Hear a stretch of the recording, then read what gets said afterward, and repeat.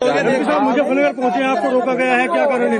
एक मिनट में शांत हो जाइए। कोई आइडिया क्या? हाँ जी बताओ। मुजफ्फरनगर आप पहुंचे हैं, आपको पुलिस द्वारा रोका गया है, आप जा रहे थे, क्या कारण है, क्यों रोका? मुजफ्फरनगर बॉर्डर एरिया है क्या भाई?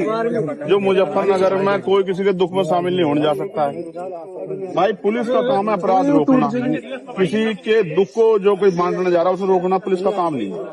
मैं सोनू कश्यप जी, जो जिस भाई की हत्या हुई है, जिसको जला के मार दिया, उस माँ को मैंने तड़पते हुए देखा, उसकी बहन को मैंने बड़ी को तड़पते देखा। उन्होंने कहा कि हमारा अकेला सहारा था, वो हमसे छूट गया। मैं भाई का फर्ज निभाने के लिए, उनके आंसू पूछने, एक बेटा बनने के लिए वहां जा रहा था। ये मेरा फर्ज भी है। चुनाव के समय तो हर कोई जाता है वोट मांगने के लिए, तमाम तरह की मीठी मीठी बातें करने के लिए। दुख में जो साथ खड़ा वही अपना होता। मैं अपना होने का फर्ज निभाने जा रहा था, मगर मुझे पता लगा कि यहाँ अचानक से हमारे सम्मानित जो अधिकारी, उन्होंने ट्रैक्टर ट्रॉली रोक के वो मेरे सामने आ गए। अब वो मुझसे कह रहे हैं कि आप नहीं जा सकते। मैं ये पूछना चाहता हूँ कि भाई क्यों नहीं जा सकता हूँ? घटना यहाँ की नहीं है, घटना मेरठ में हुई। क्या किसी परिवार को उत्तर प्रदेश में, जो पिछड़े वर्ग का परिवार है, कमजोर वर्ग का परिवार है, क्या उसको सांत्वना देना भी अपराध हो गया? तो मुझे सारी बात में एक चीज समझ आई है कि मैं राजनीतिक अछूत हो गया हूँ यहाँ उत्तर प्रदेश में। मैं किसी पीड़ित की आवाज नहीं उठा सकता। मैं आवाज उठाने जाऊंगा तो मुझे बंद किया जाएगा। इसका एक तरीका मेरी समझ में आया, मैं इनको रास्ता दिख बता रहा हूँ कि जैसे पिछली बार मुझे गोली लगी थी 23 में, मेरी ये हत्या करवा दे पुलिस वाले मिलकर सारे सरकार के साथ। क्योंकि जब तक मैं जिंदा रहूंगा, अगर मैं खाट पे भी रहा, पिलंग पे भी रहा, तो भी बोलता रहूंगा। तब भी जब भी इन पर अन्याय होगा मैं बोलूंगा, पिछड़ों पे, दलितों, मुसलमानों पे, गरीबों पे, बहनों पे।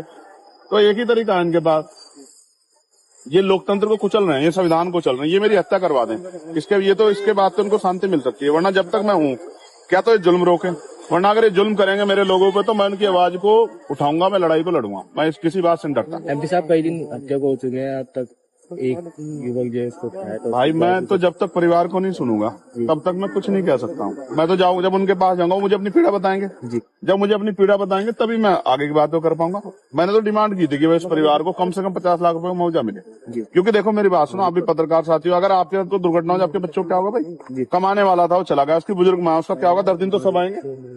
तो उसको 50 लाख रुपए मदद दो, एक सरकारी नौकरी मिले, और सबसे इम्पोर्टेंट है इस घटना की सीबीआई जांच हो। यही मांग उठा रहे हो। अब आप पीड़ित के यहाँ जाएंगे या यहाँ से वापस जाएंगे? आप बताओ मुझे। मैं जैसे आगे बढ़ूंगा तो मीडिया वाले कहेंगे पुलिस वाले लड़ रहे हैं, तो मैं शांति से बड़े अधिकारियों को कह रहा हूँ कि वो मुझे अपनी गाड़ी में ले चलें जी, मोटरसाइकिल पे ले चलें। मैं अपने सब साथियों को वहीं रुके, मैं अकेला आदमी जाकर उनकी बात सुन के और उसको आगे आपके सामने बता दूं। इसके अलावा बताओ रास्ता क्या लोकतंत्र में?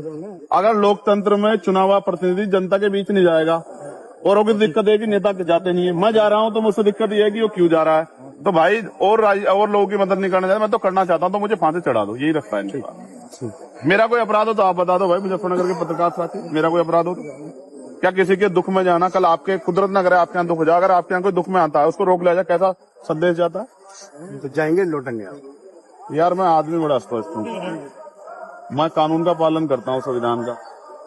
अगर ये संवैधानिक रूप से किनके पास कोई तर्क हो तो बता दें कि इसने जान देना चाहते हैं, और नहीं है तो फिर ऐसा है, अगर जिदबाजी करेंगे तो फिर आप जानते हो, फिर तो वही होगा जो एक भाई को अपनी बहनों के सम्मान में, एक बेटे को अपनी माँ के सम्मान में, और एक न्यायप्रिय व्यक्ति को लोगों की लड़ाई लड़ने के सम्मान में जो करना चाहिए, फिर वही होगा। ठीक है भाई। वो पूरा परिवार